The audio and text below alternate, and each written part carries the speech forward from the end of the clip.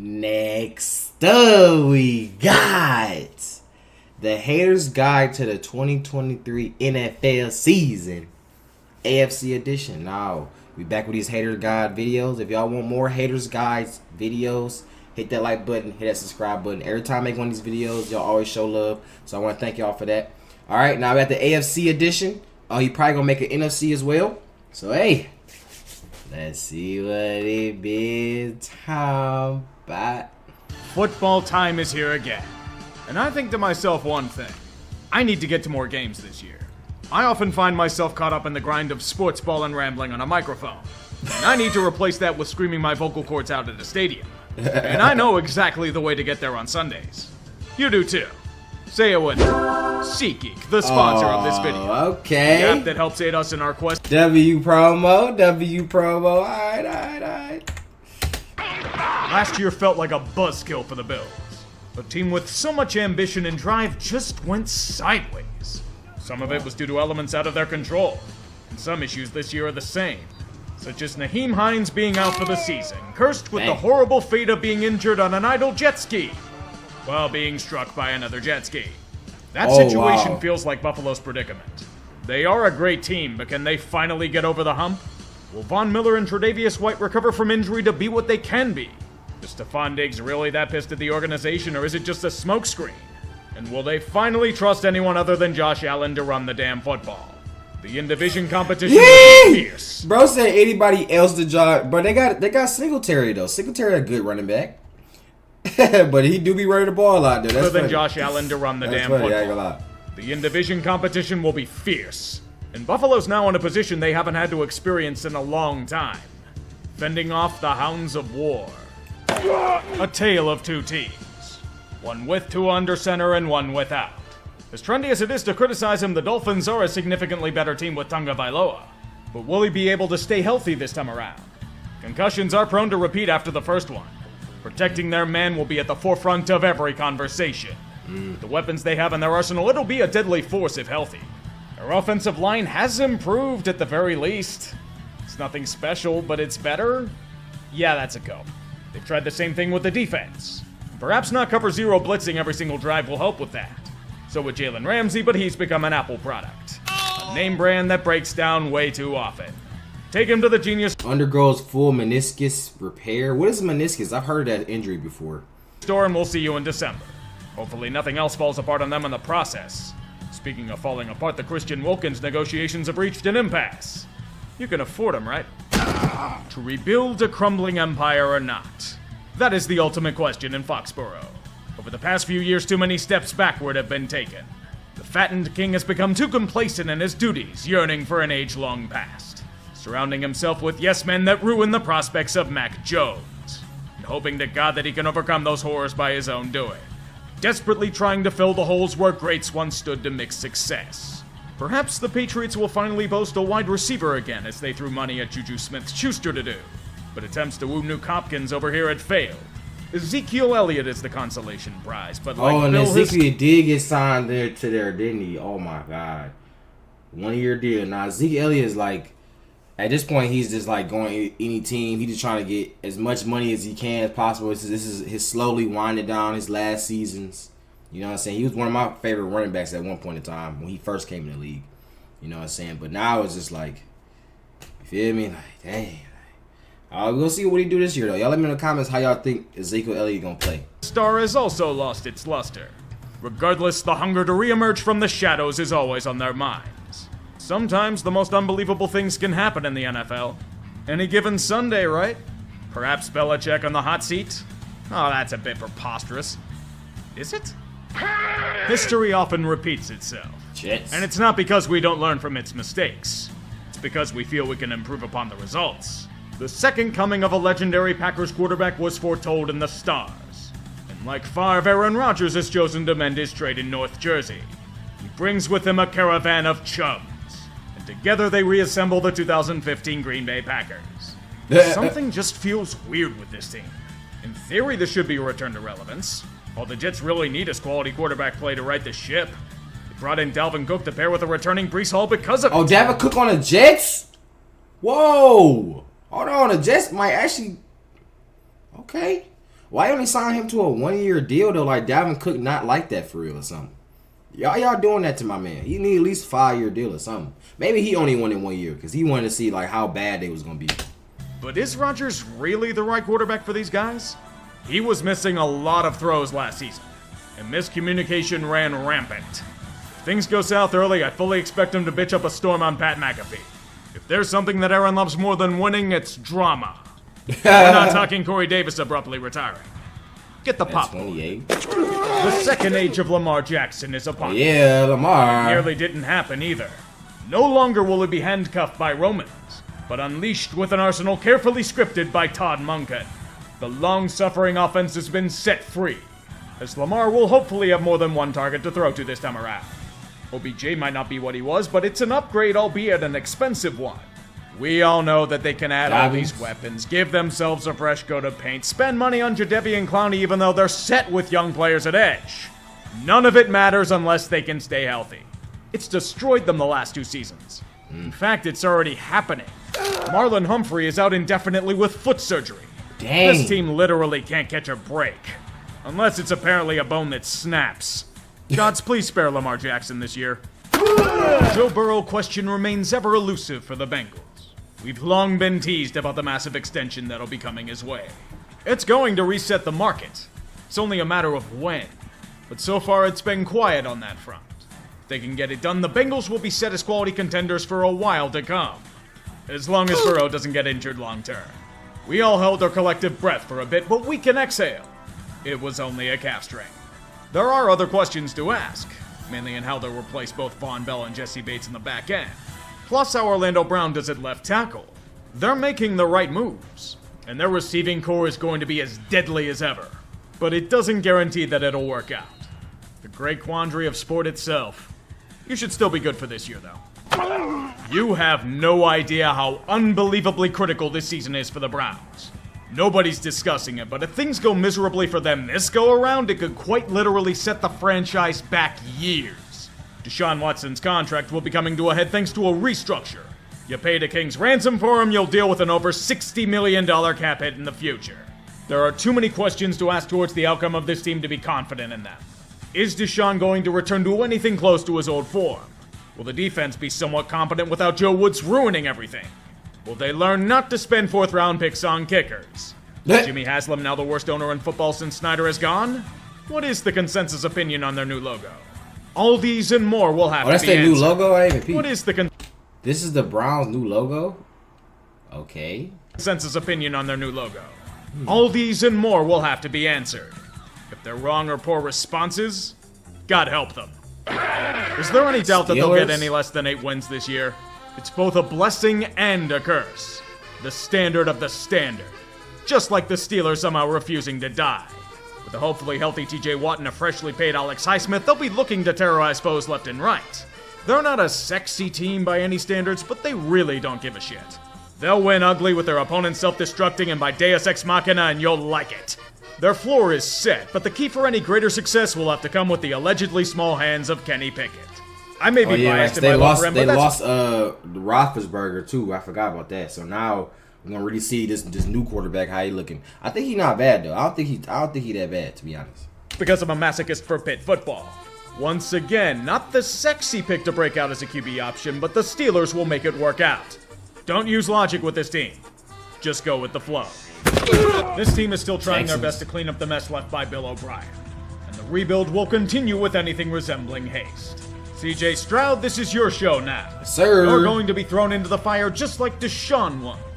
You unfortunately don't have many weapons to play with. But the blindside blocker got paid the big bucks again, so protection isn't the worst. Houston is a group with a bunch of placeholders and hungry younger players eager to make a name for themselves. The only aspirations for the Texans this year? Keep out of the Tank Bowl. Not only for personal pride, but because Arizona has their first-round pick. It'd suck if they gave up Caleb Williams in the process. Jim Irsay isn't just a clown, he's the entire goddamn circus. The Dunning-Kruger effect personified. You can lead an owner to competence, but you can't stop him from ruining. Yo, he said he knows as much football as I do, which is nothing. Yo, that's hilarious. Effect personified. You can lead an owner to competence, but you can't stop him from ruining everything. Not only meddling in team affairs, he's chosen to piss off his best players as well by not keeping his fucking mouth shut. You really had to ramble about how running backs are replaceable on Twitter, did ya? You really said no one would feel bad if Jonathan Taylor was out of the league? What the hell did you say to Taylor in private? Now he wants absolutely nothing to do with the team and the Colts put him on the PUP list. He's demanded a trade, but considering their price point, they want to send a message. He's not a whale in captivity. He'll have a dead cap attached. Pretty bold when Zach Moss is out with injury, you know. With a regressed offensive line, question marks at receiver, and a defense forced to carry the team, I can say one thing. Anthony Richardson is going to die. At least give him a chance to survive. Jesus! Easy comparison to make to this Jags. Anthony will go crazy, but I believe him. After Saxonville in 2017. But honestly, this is call him Saxonville? They failed after Saxonville in 2017. But honestly, this is completely different. They actually have a real quarterback for starters. Trevor Lawrence's emergence into a true superstar will be the utmost priority. And he was making great strides in that regard last season. With the surprises around him, mainly Calvin Ridley returning to the game, Christian Kirk playing up to his contract, and Evan Engram discovering he has hands, they'll be looking for a repeat performance. If things go to plan, it may very well be a new age in Jacksonville. And it certainly will be for their stadium. It'll be undergoing a massive renovation to make it state-of-the-art. Which means the Jags are going to be homeless for 2 seasons. Hopefully this team won't be lost in the shuffle. Just be thankful you don't have to deal with the endless London rumors anymore. Or a PR campaign trying to make Urban Meyer look human. We know when someone's lying. Tennessee says they're still competitive, but their actions speak otherwise. They cut a ton of veteran pieces this past offseason. Over the past year, it's not competitiveness they've been running towards, but football hell. The Titans know this, which is why they're trying to rebuild on the fly. Whether it's successful or not really depends on a few things. Nuke Hopkins helps, and he's going to have to return to the greatness that he showed. So he went to the Titans? I didn't even see that, okay. It's on a few things. I already ain't been keeping up with the NFL over the offseason, to be honest. I'm kind of worried about other things. But I'm glad I'm watching this video because first I can, see what's going on. So Hopkins went to the Titans. I wonder how that's gonna look out. It kind of reminds me of what's his name? He played for the Falcons. Julio Jones.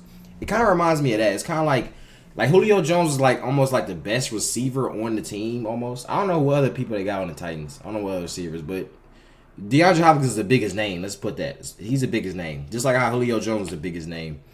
But I don't know if that's gonna be able to. They gonna be able to, make a comeback just with just that though. I don't know.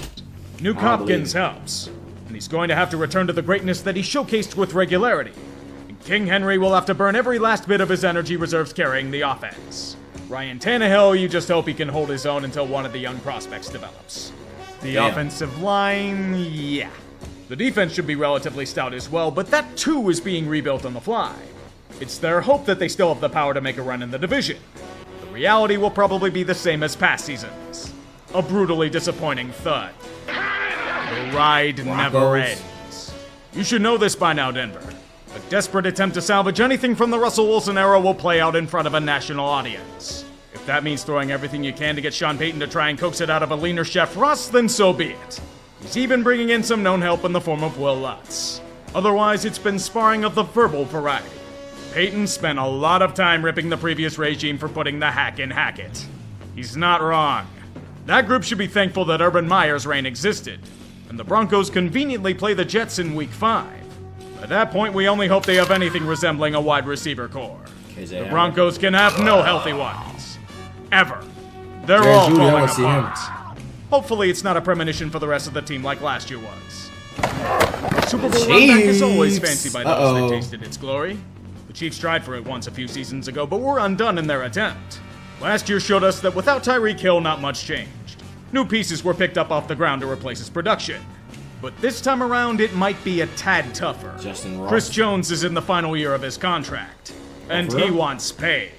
Kansas City and Jones haven't come close to anything resembling agreement. He's currently in his own Le'Veon-style exodus from the team. He says he'll be back by Week 8, but let's be real, Le'Veon said the same shit during his holdout. So the defense is probably going to give up 28 points per game instead of 21. Their matchups are going to be incredible shootouts that make the unbelievable seem boring. Kansas City will keep winning as a result. At least until Mahomes wants another raise. So you couldn't get Tom Brady to don the silver and black as anything besides an owner. Oh well, you'll continue to skin the Patriots. What? Brady to don the Tom Brady reached agreement to buy ownership stake in Raiders? Oh my God, are you serious? Okay. silver and black as anything besides an owner. Oh well, you'll continue to skin the Patriots alive by bringing in the prodigal son in Jimmy G. Just don't pay Jimmy attention to Garoppolo. his foot.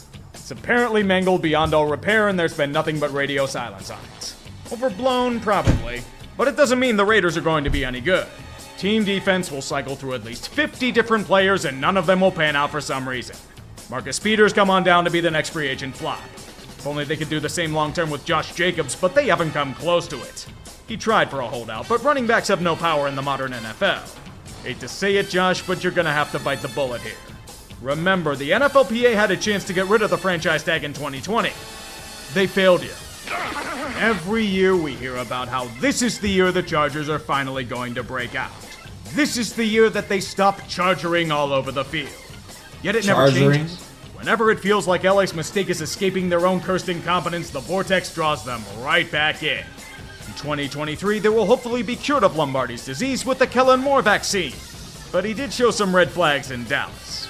Those will hopefully be masked by the weapons on offense, featuring a Justin Herbert that's been flung the big bucks to hopefully not be the new Phillip Rivers in Chargerland. Okay. And Austin Eckler, who failed to both get a better contract and request a trade out of here this offseason. To be fair, the real question is on defense. Can J.C. Jackson prove that last year was a fluke? Will Eric Hendricks finally solidify middle linebacker? Is there a healthy defensive tackle standing on this team? More importantly, Brandon Staley's job is on the line thanks to it. His ass is searing hot this year. And for very good reason. I'm watching you. One word comes out of my mouth in regards to the AFC. Stacked. It's going to be a goddamn bloodbath in this. I ain't gonna lie, it is stacked. I'm not gonna lie. It can be argued whomever makes the Super Bowl will win it outright. Regardless, predicting anything is somewhat of a coin flip. Y'all let me know in the comment section who y'all think will be the in the AFC Championship. I'm calling it now. It's probably gonna be like the Chiefs. The Chiefs and I forgot what team is in the AFC, not gonna lie. It's not the Ravens. The Ravens could make it, but not really. Probably gonna be the Chiefs and the Bengals.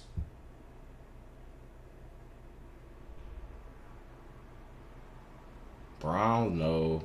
Steelers, hell no. Titans, no. Jaguars, no. Colts, no. Chargers, maybe. Chargers, maybe for sure. I'm not gonna count them out. But last time, even the what's-face made it last time. Now I think about it. Even the Jaguars made it by luck. Who else? Titans, no. Broncos, hell no. Raiders, hell no. Chargers, yeah. So it's gonna either be the Chargers, Chiefs, and the Jags. You let me know in the comment section who y'all think gonna win. But yeah. In the AFC East, regardless of competition, the Bills are still the best in class, in my opinion. AFC North, barring more injury to Joe Burrow, Cincy takes it with their elite offense. The AFC South, it's Jacksonville's to lose. They have to win it by default, right? Although we did say that about Tennessee last year. And the AFC West is a Kansas City affair. As usual. Wild cards, though, they're really hard to gauge. Pick them out of a hat, I guess. Ravens, Chargers, and Jets. I give it the Jets. I want to see the Jets go far. Even though what's the face traded, and I don't like how he traded. No, actually, I want to see the Ravens. Fuck the Jets and the Chargers. I want to see the Ravens. We need to see Lamar Jackson. He came back. He gotta prove his name, bro. He gotta prove his name or trade this man. Send this man to another team, please. Why Jets? Because this is usually how ridiculous it tends to be. Sue me. I'm sorry for all the teams I jinxed as always. I regret nothing. I regret nothing. Beautiful night and all.